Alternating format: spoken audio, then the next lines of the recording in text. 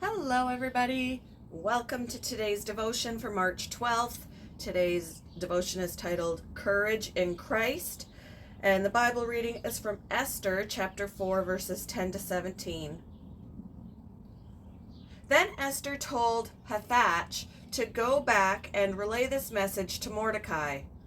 All the king's officials and even the people in the provinces know that anyone who appears before the king in his inner court without being invited is doomed to die unless the king holds out his gold scepter. And the king has not called for me to come to him for 30 days. So Hathach gave Esther's message to Mordecai. Mordecai sent this reply to Esther: "Don't think for a moment that because you're in the palace you will escape when all other Jews are killed. If you keep quiet at a time like this, deliverance and relief for the Jews will arise from some other place, but you and your relatives will die. Who knows if perhaps you were made queen for just such a time as this?" Then Esther sent this reply to Mordecai: "Go and gather together all the Jews of Susa and fast for me. Do not eat or drink for 3 days, night or day. My maids and I will do the same, and then, though it is against the law, I will go in to see the king. If I must die, I must die." So Mordecai went away and did everything as Esther had ordered him.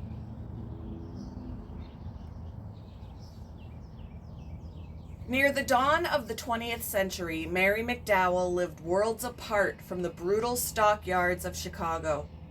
Although her home was just 20 miles away, she knew little about the horrific labor conditions that prompted workers in the stockyards to strike. Once she learned of the difficulties faced by them and their families, McDowell moved in and lived among them, advocating for better conditions. She ministered to their needs, including teaching children at the school in the back of a small shop. Standing up for better conditions for others, even when not directly impacted, is something Esther did as well. She was the Queen of Persia and had a different set of privileges than her Israelite people who'd been dispersed throughout Persia as exiles. Yet Esther took up the cause of the Israelites in Persia and risked her life for them, saying, "I will go to the king even though it is against the law, and if I perish, I perish." She could have remained silent, for her husband, the king, didn't know she was Jewish, but choosing not to ignore her relatives' pleas for help, she worked courageously to reveal an evil plot to destroy the Jews.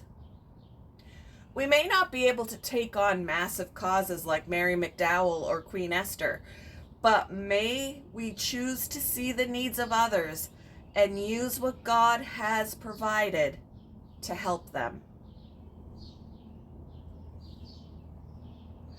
How are you using what you possess to help others?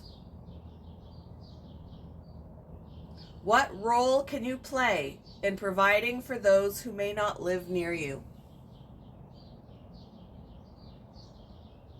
Thank you for joining me for today's devotion, and I hope you all have a wonderful day.